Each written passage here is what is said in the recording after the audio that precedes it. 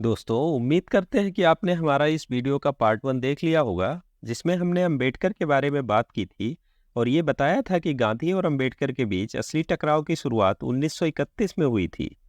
तो अब आगे की कहानी जान लेते हैं।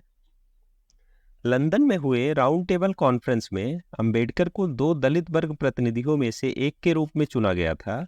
वहां भारतीयों ने अपने विधानसभाओं में भविष्य के राजनीतिक प्रतिनिधित्व पर चर्चा हो रही थी। मुसलमान, सिख, एंग्लो इंडियन और ईसाई सभी अलग निर्वाचन क्षेत्र यानी सेपरेट इलेक्टोरेट चाहते थे। इसी तरह अंबेडकर ने मांग की कि अछूतों का भी एक अलग निर्वाचन क्षेत्र होना चाहिए, जिसका मतलब है कि अछूतों के निर्वाचन क्षेत्र में सिर्फ अछूत वोट कर पाएंगे। अंग्रेज अछूतों के अलग निर्वाचन क्षेत्र के लिए सहमत हो गए और 71 सीट देने का फैसला किया। लेकिन गांधी ने इसके विरोध में अनशन यानी फास्ट टिल डेथ अनाउंस कर दिया। तब अंबेडकर ने कहा कि यदि गांधी देश की स्वतंत्रता के लिए यह व्रत रखते तो बहुत अच्छा होता, लेकिन उन्होंने दलित लोगों के विरोध में यह व्रत रखा है, जो बेहद अफसोसजनक है। जबकि भारतीय ईसाइयों, मुसलमानों और सिखों को मिले सेपरेट इलेक्टोरेट अधिकार को लेकर गांधी की ओर से कोई आपत्ति नहीं आई। उन्होंने यह भी कहा कि गांधी कोई अमर व्यक्ति नहीं है। भारत में न जाने कितने ऐसे लोगों ने जन्म लिया और चले गए। अंबेडकर ने कहा कि गांधी की जान बचाने के लिए वह दलितों के हितों का त्याग नहीं कर सकते। धीरे धीरे गांधी की तबीयत खराब होने लगी और पूरा हिंदू समाज अंबेडकर का विरोधी बन गया। अंततः गांधी की मौत का जिम्मेदार ठहराए जाने के डर से अंबेडकर ने हार मान ली और आपसी समझौते के लिए तैयार हो गए। 25 सितंबर 1932 को पूना पैक्ट समझौते पर अंबेडकर हिंदुओं के दलित वर्ग की ओर से और मदन मोहन मालवीय अन्य हिंदुओं की ओर से ने हस्ताक्षर किए और पूना पैक्ट के तहत उन्हें प्रांतीय विधानसभाओं में 71 की बजाय 148 आरक्षित सीटें यानी रिजर्व सीटें मिली, जिसका मतलब था कि प्रतिनिधि अछूत होगा परंतु वोट कोई भी दे सकता है।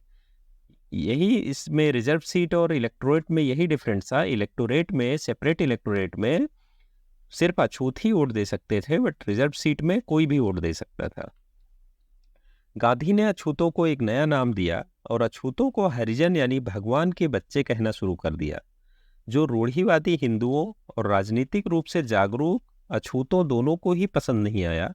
अंबेडकर ने पॉइंट आउट किया कि एक नए नाम और गांधी के ईमानदार प्रयासों के बाद भी उच्च जातीय हिंदुओं द्वारा निम्न जातीय लोगों का शोषण कम नहीं हुआ है।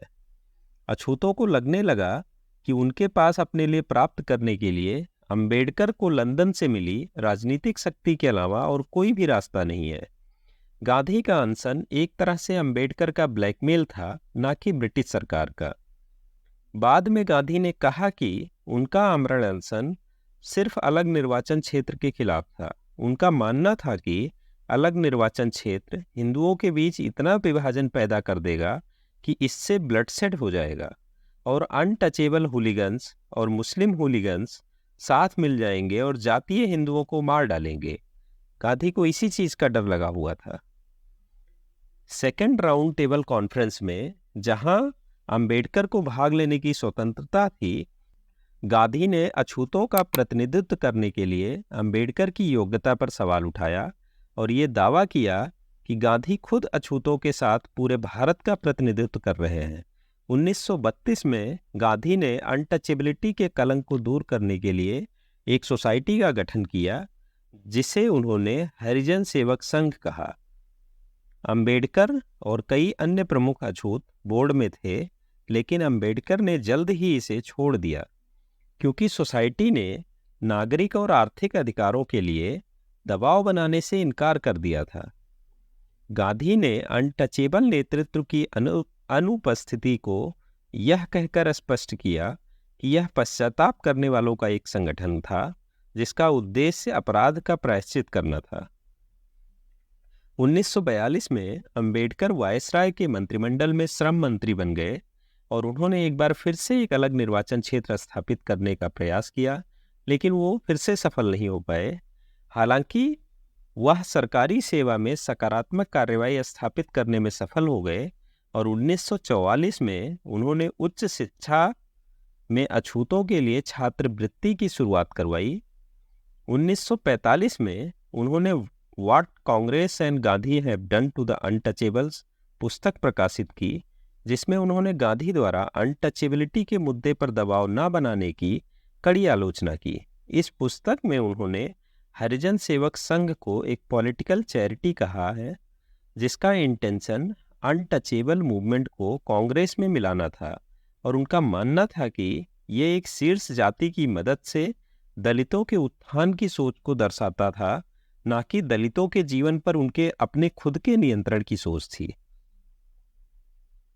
और उनकी ये किताब इस वाक्य से खत्म हुई, good God, is this man Gandhi our saviour. इन सबके बावजूद भी अंबेडकर को आज़ादी के बाद पहली कैबिनेट में कानून मंत्री के रूप में शामिल किया गया। वो भारतीय संविधान की ड्राफ्टिंग कमेटी के अध्यक्ष थे और उन्होंने अनटचेबिलिटी को ख़त्म करने का प्रावधान किया। लेकिन यह भी सच है कि ब्रिटिश शासन ने सत्ता हस्तांतरण के समय अछूतों के अधिकारों का खास ख्याल नहीं रखा था।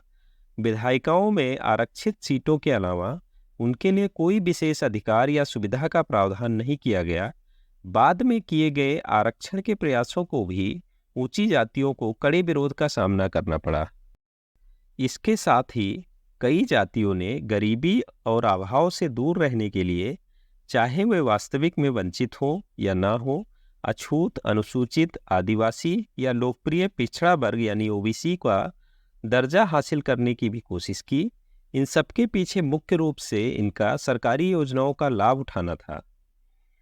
हालांकि महात्मा गांधी ने अंग्रेजों के विरोध से हटकर अछूतों की समस्या पर ध्यान दिया, जिसकी वजह से उन्हें कांग्रेस के भीतर दोनों तरफ से आलोचना का सामना करना पड़ा।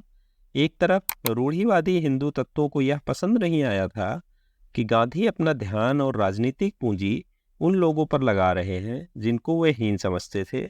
वहीं दूसरी तरफ कांग्रेस के धर्मनिरपेक्ष और समाजवादी गुटों का मानना था कि ब्रिटिश दमन चरम पर था। ऐसे समय में गांधी का अछूतों पर जोर देना राष्ट्रवादी ऊर्जा का गलत इस्तेमाल था।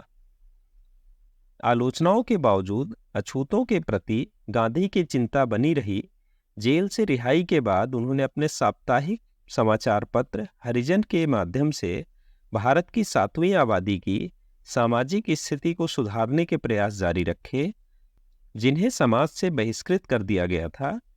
हालांकि उन्होंने हमेशा कृषि मजदूरों के रूप में शोषित होने की स्थिति को हरिजनों की सामाजिक स्थिति से जोड़ने से इनकार कर वर्ग विभाजन को कम करने की कोशिश की। तो ये पूरी कहानी से हमें ये पता चलता है कि शुरुआती दौर पर अंबेडकर और गांधी के बीच में काफ़ी मतभेद थे, बट अंत में इन दोनों के बीच मतभेद थोड़े कम हो गए थे। हालांकि इन दोनों के बीच में मतभेद हमेशा ही रहे हैं और अंबेडकर ने कई बार अपनी किताबों में इसका जिक्र भी किया है